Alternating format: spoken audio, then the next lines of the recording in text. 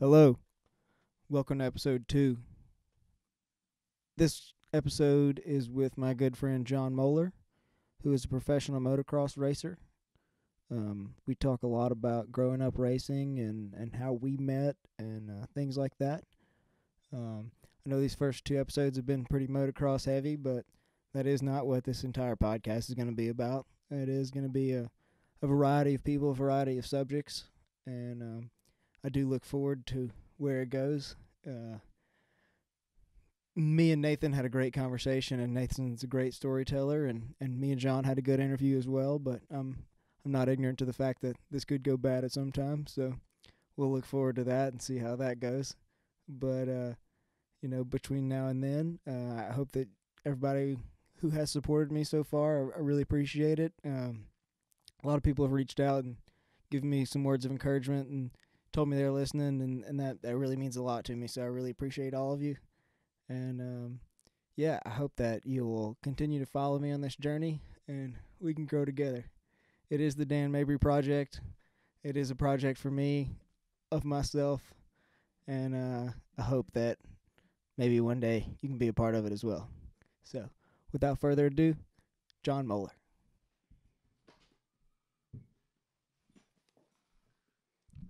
All right. We're on. How close do you have to be? As close as you can be. The closer the better. That's kind of what I figured. Yeah. And just try to talk directly into the microphone. Yes, sir. All right. So I guess I just wanted to start off. I never really heard any stories. Well, let me start off differently here. The plan is to start off talking about how we became friends, how we introduced how we know each other essentially. So I guess college. Yeah. I mean, you probably didn't like freshman, sophomore year. Yeah, you didn't know me in high school. I don't think I knew you in high school, even though we weren't that far away from each other, just across the river. But Yeah, you were a West Monroe rebel. yeah, I was guilty. And did you go to Tech freshman year? Your freshman year? Yeah. Fall of 2010, I started at Tech. But then didn't join Sigma Nu until my sophomore year. Yeah. Yeah. So yeah, all right, that makes sense. So we knew each other through Sigma Nu and ended up living together for a little while and just became friends through then, I guess. And obviously you've been racing dirt bikes for a long time. How did that start? Yeah, the dirt bike thing has been probably the biggest part of my life, and in almost every way, it's the reason I am where I am today. The reason I was at Tech, but yeah, it's something my family was into. They started a motorcycle business in the early '60s, whenever motorcycles and three-wheelers were really popular through the '70s and '80s. This was your grandfather? Yeah, my grandfather, and then his brother, so my great uncle. So always growing up, I was around the shop. My dad still worked up there some, and just learned about it from a young age. Always rode from the time I could remember, and then I took an interest to racing, and probably about 10 years old, my dad, So when was the first time you were on a bike, you remember? probably like 3 or 4. Yeah, So just on a 50 or something? yeah, just like a little Yamaha 50. And at that point, just for fun, Just rode at the grandparents' house. Never even actually owned a bike. Just would ride one from the dealership, and then we'd always take it back at the end of the day. Fair enough. Had that luxury. Took advantage of Yeah, it. kind of. But then at the same time, I never had my own dirt bike as a kid. It was, Yeah. I loved riding them, but, if I could get to ride the same 1-2 weeks in a row, it feels like yours. Right, for sure. So I was probably 10 before my dad actually invested in one for me, and we just went to the local tracks, and then over, a few years and some injuries, just kind of got more and more into it as I progressed. So you started racing at 10. Correct, yeah, 9 or 10. And you're doing outdoor, like, national style stuff I mean, if you're going to put a label on it. Yeah. And then the indoor arena cross stuff is always, it was actually bigger when I first started. That was one of my very first races was a couple of indoor races. And Like at the Civic Center, at the Monroe Civic Center? yeah, they were actually they were up here in Arkansas, in Little Rock, Arkansas. And then Pine Bluff had one like in an old horse arena. Okay. And yeah, but mostly northeast Louisiana, there was a couple of local tracks, and we'll go ride and race those. Ended up breaking my leg pretty bad, like right off the bat, and so I was out for a year, just being young and having to recover. And So do you remember, like, so you broke your leg at 10? Like, yeah, the I first actually year think you I was started? probably 9. Yeah, it was my third race. Okay. So, and then you took a year off. Yeah. So do you remember, like, that next time you were like, hey, I want the bike again. Like, I want to get back on the bike. Yeah, like I guess I progressed really quickly because I had always ridden. And yeah, I was really just pushing my bike too hard, even it was in my third race. It was an older, like 1990s model race bike and didn't have good suspension and all of this stuff. So you've always had that competitive spirit. yeah, From definitely. the beginning. You always wanted to win. Yeah, I definitely did, and was starting to figure it out. And so having that break, once I was starting to probably halfway through it, they kind of asked if it was still something I wanted to do, knowing that after you go through your first injury, you see if you really want to do it or not. Right, yeah, for sure. And I guess, like you said, your parents being around it, like your dad being around it whenever he was growing up, all that kind of stuff probably made it easier for him to be like, all right, this isn't the end of the world. Like, he can. Yeah, they were never, and even my mom grew up riding four-wheelers and stuff, actually up here in South Arkansas. And yeah, it was never really, injuries were always looked at as something that's going to happen. Yeah, I mean, I just hear about kids getting hurt, and then their parents are like, all right, this is it, you're done. We didn't know the racing very well, but it was something my dad was always a fan of. And, basically whenever I would get hurt, we would take all the precautions and make sure I could get healed up. But it was way more like tough it up, you got to pay the toll to rock and roll, basically. Yeah. So you get back on the bike at 10 and a half, 11, whatever. Yeah. And what size bike are you riding at that point? Still on a 65. We actually, when I came back, got a 65 and an 85cc bikes. So you could do both classes. The 65, you're supposed to be more competitive, but you're getting big and really fit better on the 85. Yeah. So at that point, are you going to Texas and moving around a little bit more? We started going to Texas some right around then, and started off, probably mid-pack, and then got to where I was finishing up in the front of the pack. I was actually almost 12 years old, had only really been going seriously for about a year, but started becoming really competitive regionally, and actually broke my shoulder really bad and was out for almost another full year. Wow. And still to this day, that shoulder, it's like some of my buddies know that I have what they call a midget arm, but it's a little shorter than the other, and it was definitely a big injury to have young again. And so I sat out for a while and then came back, and it took me a good year to even get back to where I was before I was hurt. So probably like 13 years old, I actually had been healthy and was getting fast and competitive, and took a huge growth spurt and weighed like 160 pounds in the 8th grade, when I'm supposed to be on the mini bike. So I had to move up and race, 16 to 18-year-old, basically young men. Yeah. So that made me grow up quick. I was about to say that made you speed up a little bit. It did, yeah. It made it by the time that I was 15 or 16. I was very, very competitive. Yeah. So at that point, you're going to big national races and stuff like that. Really, really, really heavy into it. Yeah, doing the full deal, trying to go to Loretta's. Exactly. That's the goal. Yeah, you're trying to get to Loretta's, and I had a few years where I should have definitely made it, but just being young and the pressure, I just didn't perform.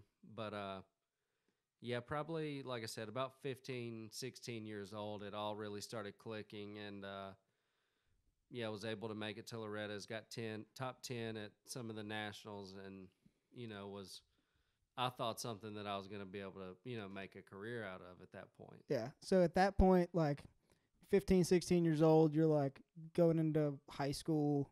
Like, are you still being a kid, or is like racing it? Like, are you? Yeah, for the first couple of years, there wasn't any social life. I actually kind of fell behind there. Yeah, And I guess it was the summer of going into my junior year of high school. Loretta's and everything didn't go well. My dad and I were mad at each other and weren't really speaking. And motocross was kind of off the table there for a few months. And so I went to football games, hung out with buddies from high school, and had a few drinks for the first time ever, and saw a whole other side of life that yeah, definitely a motorcycle is the reason that I went to OCS, because you can miss days of school without it really holding you back. for sure. And then, so that's why I was there. But, my junior year, I really got to become friends with some people and, see the life outside of racing. And at that point, I know you were like messing around in soccer and stuff like that. Yeah. That's why I played soccer my senior year, actually. And Just because, why not? yeah, I had never done anything like that before. And Was that the first time team organized sport? the first time since I was about 9. Yeah. So ever taking it seriously, like going through the training camps, and actually from all of the racing, I really enjoyed the training camp part. Once we started playing soccer every day, I remember I used to ask the coach, like, oh, we have to play soccer again today? I was hoping we were just working out or whatever. Yeah. So, played soccer my senior year, and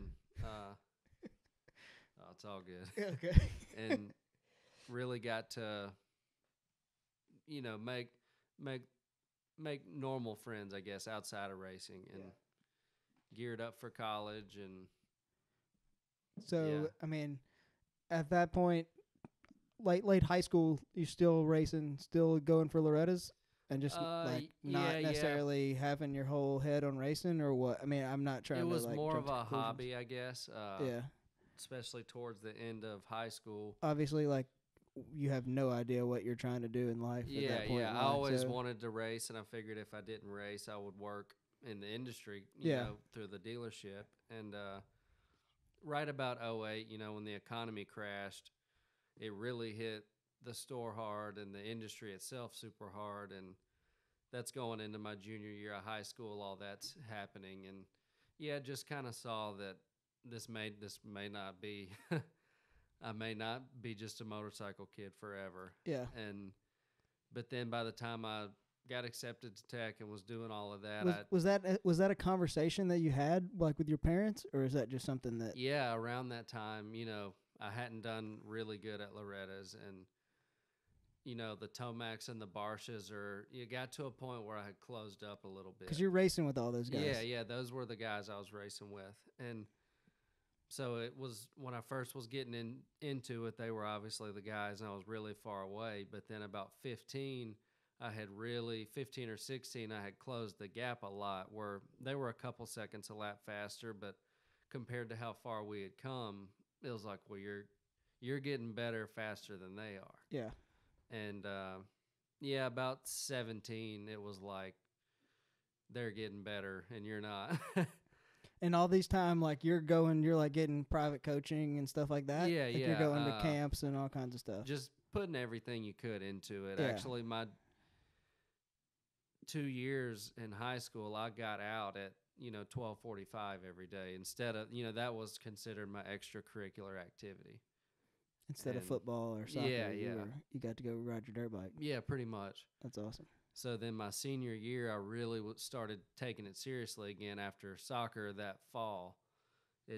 Fall and winter, it motivated me to I was in good shape and got back on the bike and actually moved up to the local pro class and started making a little bit of money and,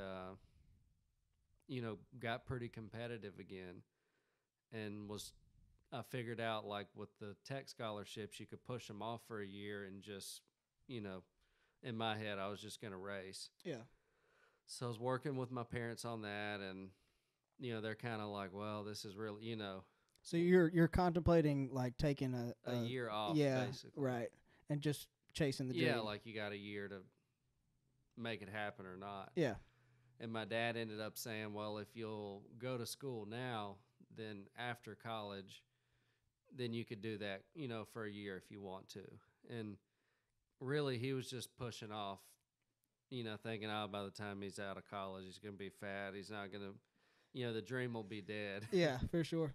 And I've made some awesome memories in college. I did the fraternity thing where I got to know guys like you more, and that's something I wouldn't ever take back. But it's like everything I did, it really made me like the racing more at the end of the day. Like, oh, well, that's something I've really tried, and yeah, I like this better. So going and partying and everything like made you realize where you really wanted to be. Yeah, exactly. That's cool. I mean, and that the whole like looking back on the whole fraternity thing, like you say, it is a big push and pull thing for me as well. Like there's a lot of good things that came out of it, and there's a lot of bad things that came out of it. Yeah. And I'm not gonna say that they're even or uneven or what, because it is what it is, and we can't do anything about it now.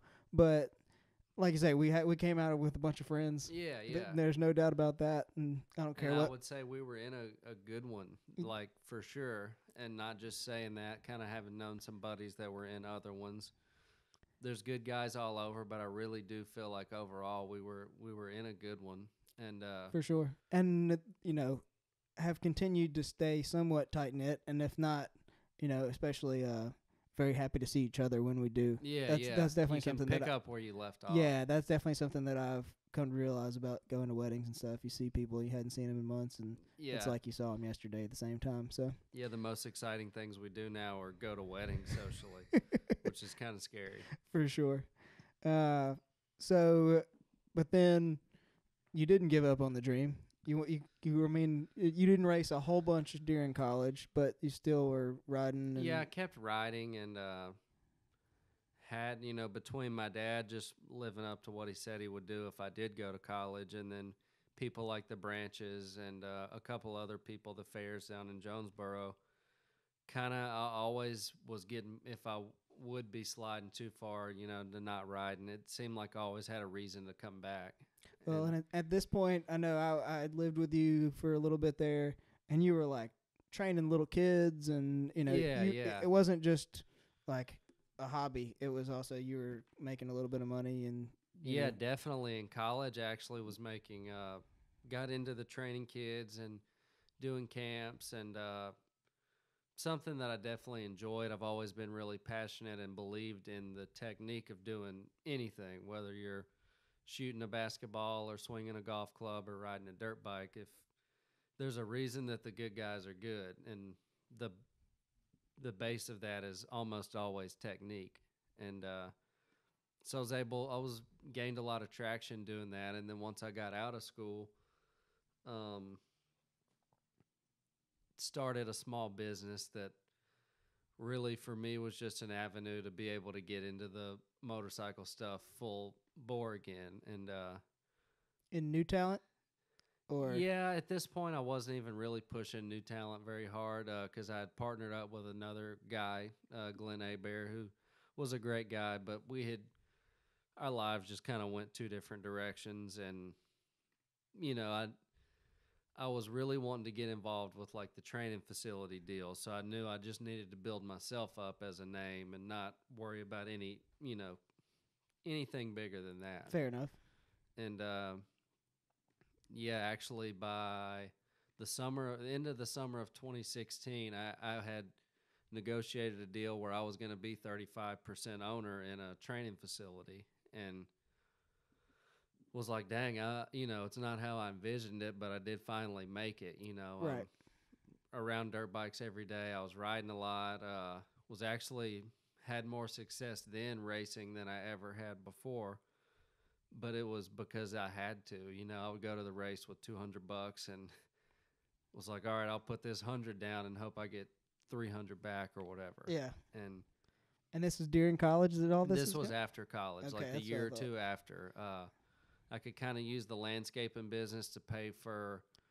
It took, like any business, you got right. So you graduated from tech, and then like what was your next to start the landscaping? That was the landscaping business. Yeah. And but that was like a branded thing already. Yeah. Yeah. We bought into a franchise. It was the worst investment I ever made. I'm glad it wasn't.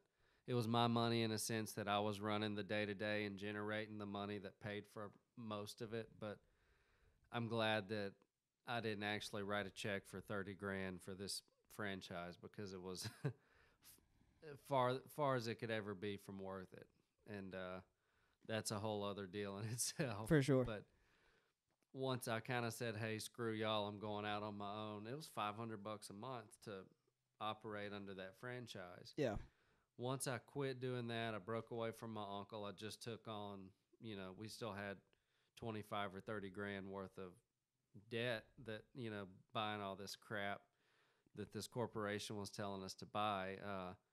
I basically was like, I'll take on that debt and you take on the other stuff, and we'll just kind of do with it what we, Yeah. you Go our limp separate away, ways, and I'll limp away. And I was able to make it profitable enough to pay the debt, pay for me to stay alive, and then Get out of it. yeah, basically I built it up to big enough to sell it and basically pawn it off on somebody else. And so then you got the opportunity at the training facility? I got the opportunity at the training facility at the same time. Okay. While I'm doing this landscaping deal, I had fortunately built it up big enough to basically pay like a foreman a pretty low salary, under $1,000 a week, to handle everything, as far as day-to-day operations. And then I just handled the money end and making sure, they had fuel and all of that stuff. So every other day I was driving like an hour and a half back to Tyler, staying at the training facility, and pretty much just worked full time. Yeah. And I would have done it all over again to, get to really be involved in that facility. It didn't end up, it wasn't meant to be, and there's been 3 other people get in there since then, and it hasn't worked out for them either. I definitely... That's got to make you feel a little bit better, there's though. an underlying issue that, really there's a guy there taking advantage of people. But it was, for a short time I did get to live the dream. I got to, travel out to California for a few months, and, I've gotten to do a lot. And kind of after the California deal, it was kind of like, to me, my last shot, basically. After that, I was like, all right, I've got this business built up big enough. I think I know a couple guys that would buy it.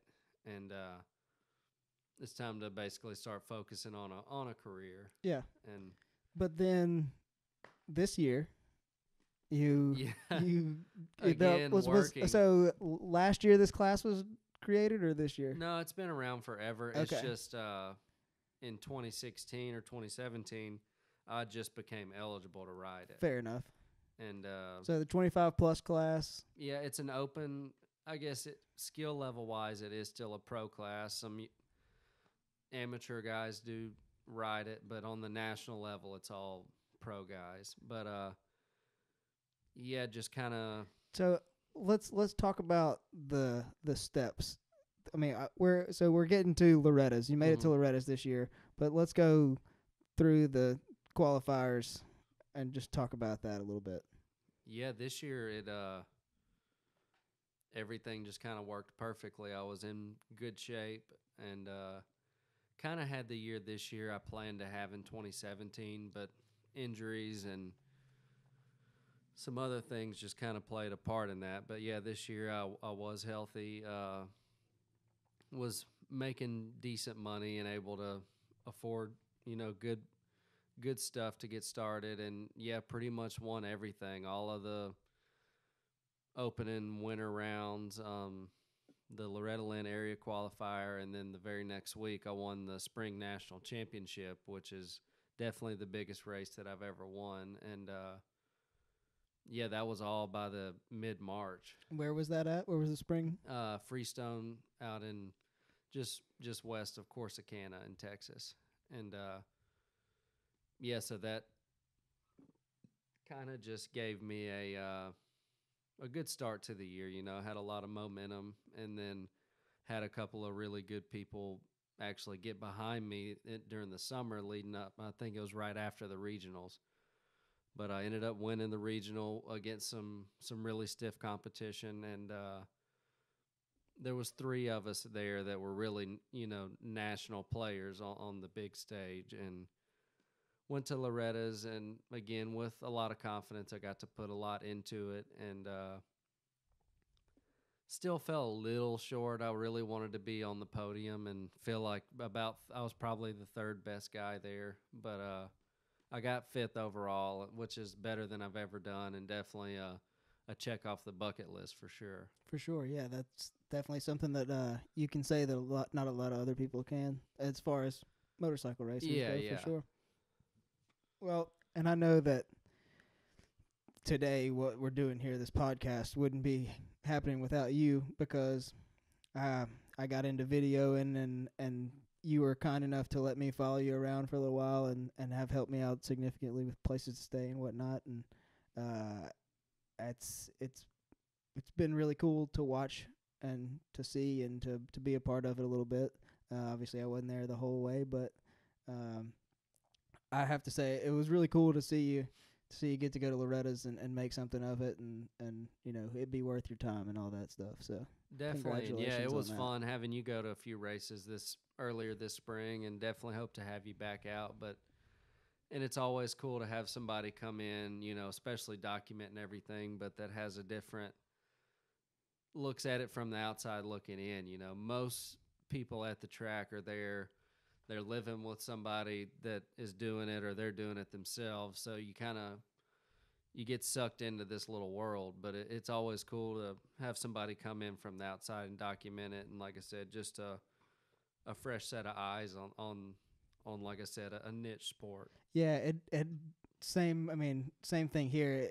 To look at it the other way, to see how many people are invested in it just because their kids do it, or just because their boyfriend is there, or whatever, girlfriend, whatever it may be. Like, it is very family oriented, and like you say, there's not just people there to come and watch people racing. Very rarely. Yeah. It really, the people you see there, like I said, 90% of them have a vital role in somebody's operation. It's definitely not something you can do on your own. For sure. And you saw in some cases how you can have too many hands on deck and too many chiefs and not enough Indians. Most definitely. Most definitely. Uh, yeah, I know there's a lot of bridges that you've built and some that you've burned, but it's I love you, and you've been nothing but good to me, and nothing good to the people that I've seen. So Yeah, I mean, I learned a long time ago you can't make everybody happy, but I try to do the best I can with what I've got, and you're never going to be better than the people that are around you. So, yeah, I'm always glad to have you around, and I appreciate it. I try not to burn bridges unless I think they need to be burned down. Fair enough. Well, I know that Supercross is coming up. Got any predictions for Supercross? Man, it's almost like I'm such a super fan that I'm not. Yeah, I've never met anyone, which obviously I don't know a whole bunch of racers, but someone who will watch the race on Saturday night and then watch it on Sunday night and Monday night and Tuesday night. Like, I know I've talked to you and you're like, I'm like, what are you doing? You're like, it's Wednesday night watching Supercross on Saturday. I'm like, how many times have you watched it? I watched it every night this week. I'm pretty during the season. And we'll see how Kelsey will change that. But yeah, definitely the last few years the Saturday night I won't even sweat it if I'm at a race and can't watch it, but it's safe to say 4 or 5 nights that next week I'll be watching it and rewatching it. And are you just looking at like technique and rhythms? Yeah, and I mean stuff? it's everything. I definitely like to study it a few good times, and then it's. I imagine you do still have some sense of like these guys because you did race against some of them, and you're the similar age and all that kind of stuff. Yeah, you know some of the guys, and I'd be lying if I said there wasn't still a part of me that sees it and it's like, oh, I could do that, and yeah, there's a reason that I don't, and always. But again, at the end of the day, I'm a super fan, and to go back to your original question, I think that I'm hearing Tomac may have been injured the last couple of weeks, and nobody's really saying anything. if that's just a rumor, which hopefully it is, I really feel like this is probably his year. Yeah. Anderson's gonna be kind of like the new Dungy. He's gonna be there if these guys let him have it again. He'll definitely take it. Yeah, it was like I obviously some people are, well, the I'm sure you've seen the Supercross previews from Pulp MX YouTube stuff for here recently, but something they mentioned is that things were kind of questioning, like, did he really do it all? Did he really deserve it? And then he came out in Paris and absolutely smoked everybody. Yeah, and it was yeah. like, all right, well, yeah, he's He's still the definitely real no deal. slouch, you know, and he'll be there. Like I said, he's going to be like the Dungy. He'll take a win if it's there, and if it's a third or a fourth that night, he'll take that too. But I would like to see, if I could just pick a wild card to win it, I would say who's not pulling for Roxon. Fair enough. Coming back and even getting banged up again last year, and then he kind of built all summer. So it would be cool to see him take it. For sure. For sure. If I had to put $100 on somebody, I'd probably say Tomac. Yeah, fair enough. I had another question, but it just ran away from me. Man, it's impressive. You don't have any notes. I've never done one where I'm like, oh shit, I didn't take notes, and the other guy's got a page. Yeah, so. I had some notes for Nathan, and I got there and I realized that I left him at home, and so I just rolled off the top of my head.